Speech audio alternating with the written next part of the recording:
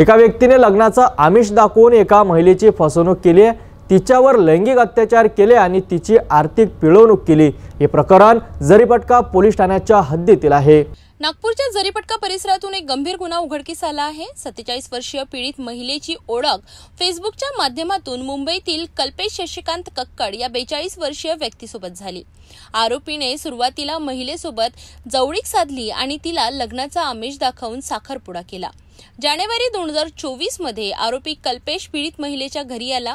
तिथे त्याने महिलेला गुंगीचं औषध देऊन तिच्यासोबत जबरदस्तीने शारीरिक संबंध प्रस्थापित केले। एवढंच नाही तर आरोपीने शेअर मार्केटमध्ये मोठ्या नफ्याचं आमिष दाखवून पीडित महिला आणि तिच्या भावाकडून वेळोवेळी 12 लाख रुपये उकळले। मात्र त्याने गुंतवणुकीचा कोणताही फायदा दिला नाही किंवा रक्कम परत केली नाही, ज्यामुळे त्यांची आर्थिक फसवणूक झाली। जेव्हा पीडितेने लग्नाबद्दल विचारणा केली तेव्हा आरोपीने तिचे खासगी फोटो आणि व्हिडिओ व्हायरल करण्याची धमकी देऊन लग्नास नकार दिला। या गंभीर प्रकरणी पीडित महिलेच्या तक्रारीवरून जरीपटका पोलिसांनी तात्काळ कारवाई केली आहे।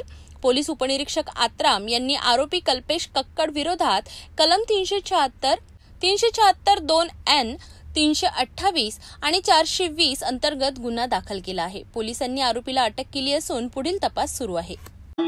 Khadki police station Pune city इथून एक 00 द्वारे FIR दाखल प्राप्त झालेली होती, ज्याच्यामध्ये तक्रारदार या जरीपटका मधल्या राहणारे आहेत।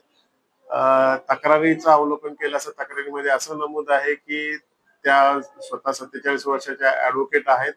त्या लाईफ पार्टनर शोधत असताना त्यांनी मॅट्रिमोनियल साईटवरती काही स्वतःची ऍड दिली होती। तिथे हा आरोपी आहे कल्पेश कक्कड, जो मुंबईचा राहणार आहे, त्यांनी त्यांना रिक्वेस्ट पाठवली। नंतर त्यांच्या भेटीगाठी झाल्या। त्यांनी त्यांना लग्नाचं वचन दिलं। 14 जानेवारी 2024 ला त्यांनी जरीपटका येथे त्या ठिकाणी त्यांचा साखरपुडा झाला। साखरपुड्यानंतर सगळे नातेवाईक वगैरे गावी कुठे देवदर्शन वगैरे ठिकाणी गेलेले असताना आरोपीने फिर्यादीला खाण्यामध्ये काहीतरी मिसळून त्या गुंगीत असताना त्यांच्याशी शारीरिक संबंध स्थापन केला। त्याच्यानंतर वारंवार लग्नाचं आमिष दाखवून तो त्यांच्याशी शारीरिक संबंध प्रस्थापित करत होता। आणि दरम्यानच्या काळात देखील आरोपी याने स्वतः इन्व्हेस्टर असल्याने किंवा इन्व्हेस्टमेंटच्या फर्म मध्ये असून इन्व्हेस्टमेंटसाठी फिर्यादीकडून 8 ते 10 लाख रुपये घेतलेले आहेत, अशा प्रकारची तक्रार प्राप्त झालेली आहे। खडकी पोलिसांनी त्याला तिथे अटक केला होता। त्याला फिर्याद आणि आरोपीचा आमच्या ताब्यात दिला। काल कोर्टात हजर करून त्याची आपण 7 तारखेपर्यंत पोलीस कोठडी आहे।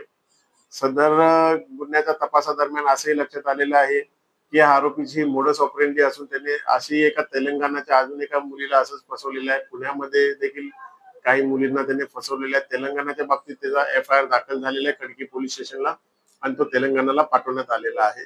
त्यामुळे त्याचे मोडस दिसून येत आहे की एल्डरली वुमन्सना कॉन्टॅक्ट करून त्यांना लग्नाचा आमिष दाखवून किंवा मला सहाऱ्याची गोष्टी बोलून त्यांच्याशी शारीरिक संबंध प्रस्थापित करणे आणि त्याच्यानंतर त्यांच्याकडून इन्व्हेस्टमेंटच्या नावाखाली पैसे घेऊन फसवणूक करणे, त्याचा तपास चालू आहे। ही घटना पुन्हा एकदा सायबर फसवणूक आणि सोशल मीडियावर ओळखीबाबत सतर्क राहण्याची गरज अधोरेखित करते। आपल्या आसपास घडणाऱ्या अशा घटनांवर लक्ष ठेवून आणि योग्य त्या वेळेस पोलिसांच्या संपर्कात राहा।